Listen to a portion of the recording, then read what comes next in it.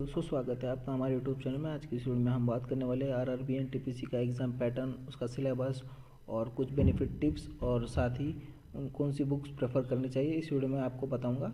तो चलिए बिना किसी देरी के वीडियो स्टार्ट करते हैं। तो सबसे पहले एग्ज़ाम का पैटर्न बताऊँगा।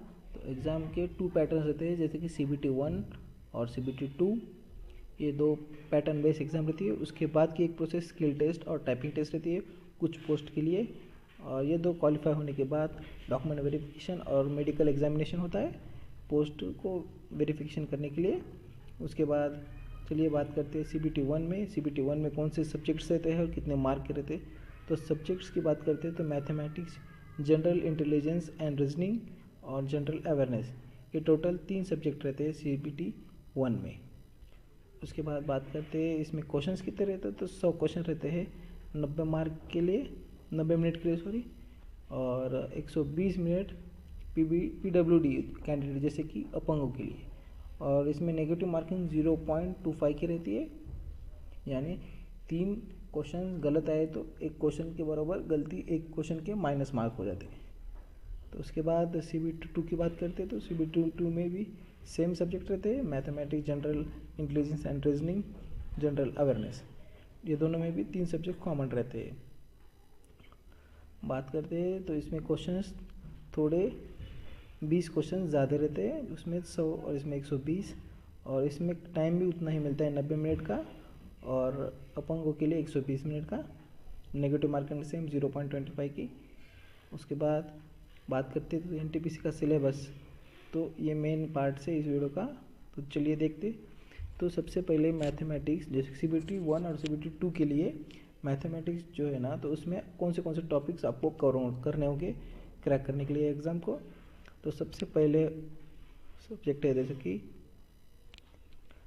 न्यूमर सिस्टम, उसके बाद decimal fraction, LCM and HFC, ratio and propagation, percentage, mensuration 2D and 3D, profit and loss, simple and compound interest, work and time, उसके बाद time and space and distance, उसके बाद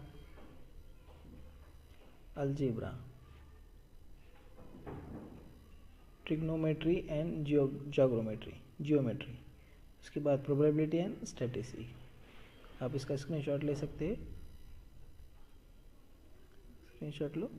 हाँ, ये मैथमेटिक्स के बहुत CBT एंड CBT 2 के topics है जो कि आपको कवर करने होंगे क्रैक करने के लिए। उसके बाद बात करते हैं जनरल इंटेलिजेंस एंड रीजनिंग की। तो सबसे पहले एनालॉजीज, उसके बाद coding and decoding, puzzles, blood relations, Venn diagram, syllogism, statement and conclusion, direct sense, data interpretation, sitting arrangement, alphabet and number series, इतने सारे ये जनरल इंटेलिजेंस एंड रीजनिंग में टॉपिक्स आपको कवर करना होंगे। उसके बाद बात आती है जनरल अवेयरनेस की। तो इसमें टॉपिक्स है current affairs and international, and उसके बाद Indian history, Indian geography, Indian polity and constitution, उसके बाद इकोनॉमिक बजट्स और जनरल साइंस जैसे कि फिज़िक्स, केमिस्ट्री, बायोलॉजी। उसके बाद स्पोर्ट्स आते हैं, उसके बाद अवार्ड एंड हॉनर्स, उसके बुक्स एंड ऑथर्स, और उसके बाद finally important organisation, union, RRB etcetera. इतने टॉपिक जनरल अवेयरनेस में आपको पूछे जाएंगे। उसके बाद बात आती है कुछ टिप्स की, और कुछ जैसे कि टाइपिस्ट और उसके बाद क्लर्क जो कुछ पोस्ट रहते हैं ना, तो उसकी। तो सबसे पहले उसमें एडिशनल टिप्स है, जैसे कि स्टिल टाइपिंग स्किल टेस्ट, जो कि क्लर्क, टाइपिस्ट और असिस्टेंट की पोस्ट के लिए ही पूछा जाती है सिर्फ। और उसमें स्पीड जैसे कि 30 WPM की स्पीड इंग्लिश होनी चाहिए और 25 WPM की हिंदी रिक्वायर्ड है ये पोस्ट को क्रैक करनी, जैसे कि क्लर्क, टाइपिस्ट और असिस्टेंट पोस्ट के लिए। उसके बाद computer based aptitude test for traffic assistant and station master, इसके लिए एप्टीट्यूड टेस्ट रहती है ट्रैफिक असिस्टेंट और स्टेशन मास्टर के लिए। उसके बाद डॉक्यूमेंट वेरिफिकेशन और मेडिकल एग्जामिनेशन, उसके बाद आपकी पोस्टिंग होती है।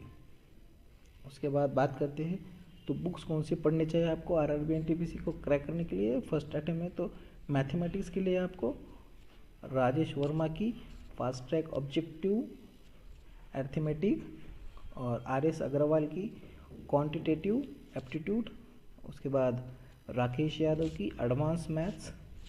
ये 3 बुक आपको मैथमेटिक्स के विशेष सब्जेक्ट के लिए आपको एनटीपीसी के लिए पढ़नी चाहिए।